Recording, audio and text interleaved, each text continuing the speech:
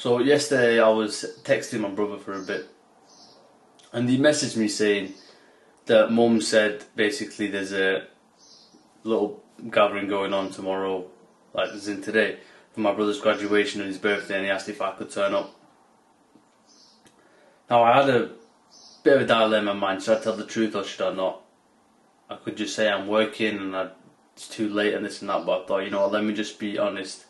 Something I'm trying to work on. So I just told him, look bro, right now I'm focusing on my deen. You know, I'm good with my prayers, I'm good with my routine.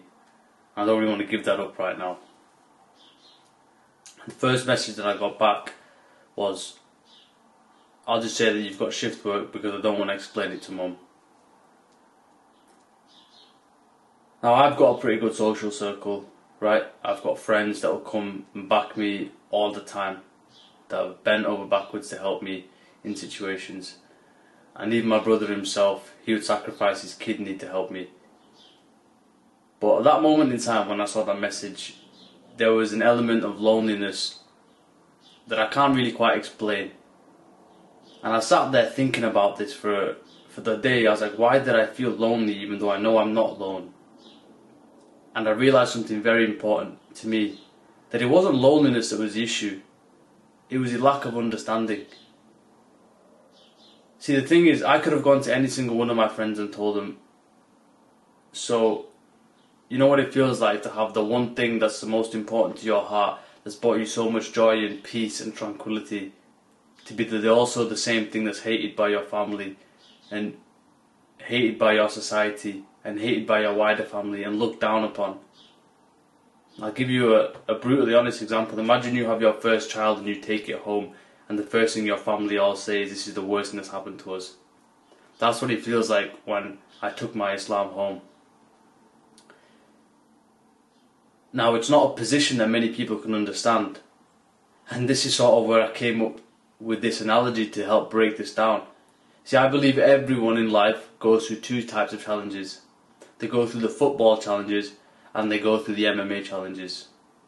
See, the football challenges are the ones where you're with the team, and let's just say you're defending against Messi or Ronaldo. You've got 10 people beside you that all know what it feels like to be attacked, with the pace, the sprinting, the manoeuvrability, the passing, that you can look the guy on your left and be like, bro, that was crazy, how did he do that? And you can be like, yeah, I know, I just got skinned by him as well.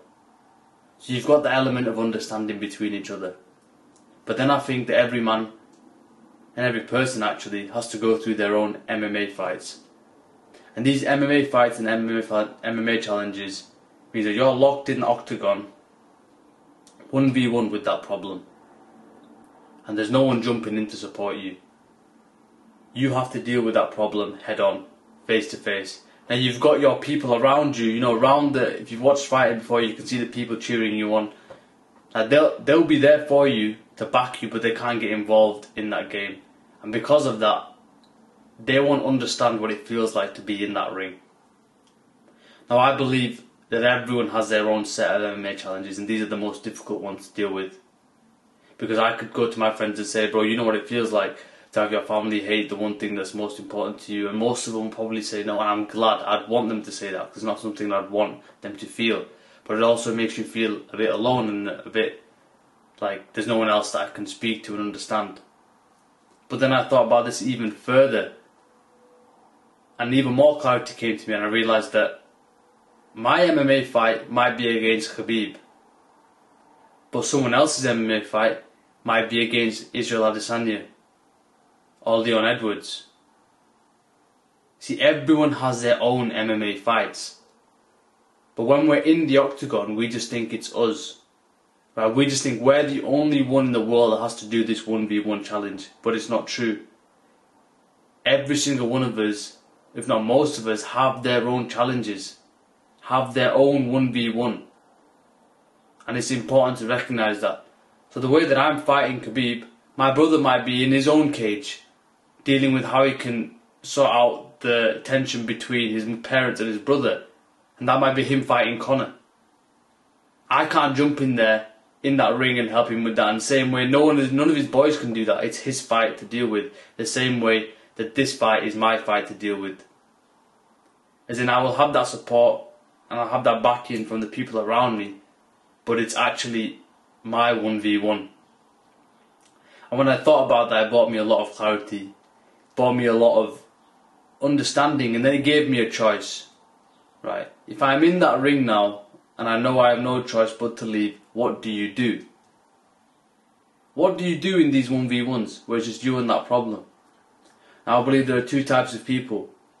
There's type 1, which will shell up, which will just run back to the cage, have their hands up and cry like, I'm the victim, or I can't deal with this, it's too much. Then you have type 2. You train hard, and you're mentally fortified, and you say, even if this is the world champion, I'm going to give it my best shot. I'm going to do what I can with what I've got and make sure I give him a good fight.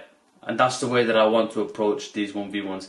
This difficulty of mine, of handling my reversion and fixing that bridge with my family, it might take my whole lifetime to build. It might be the challenge that takes me to my grave. And I don't even say that as exaggeration, because I've heard of stories where families are broken apart by reversion. Like the family it doesn't even work the same anymore. And that's why I'm saying this, that everyone has their own V1s. Are you willing to stand up to it or not? You can't back down. Like, take the support you need, but understand in some situations that you sort of your battle and you have to face it. Now, with that brought me a lot of clarity. And as a Muslim anyway, in these situations, I believe it's sort of a blessing. Because the fact that no one else can understand this situation in my current circle, I'm sure there are other people out there, definitely sure there are other people out there, but right now, who do I turn to? Where do I go? And I can literally, I'll be completely honest with you right now, the only place that I found any sort of solace is when I prayed. Wallahi, on God, there was nothing I could have done apart from getting to sujood and ask God for strength. Now, these are those battles that are mental, and they require a resilience of the soul. So I encourage all of you in the same way to build that resilience. Find out a way to do it. Because if that time comes when your MMA fight comes and you are not prepared, you will suffer. I promise you that now. If you're lucky enough to not have had your MMA fight, good.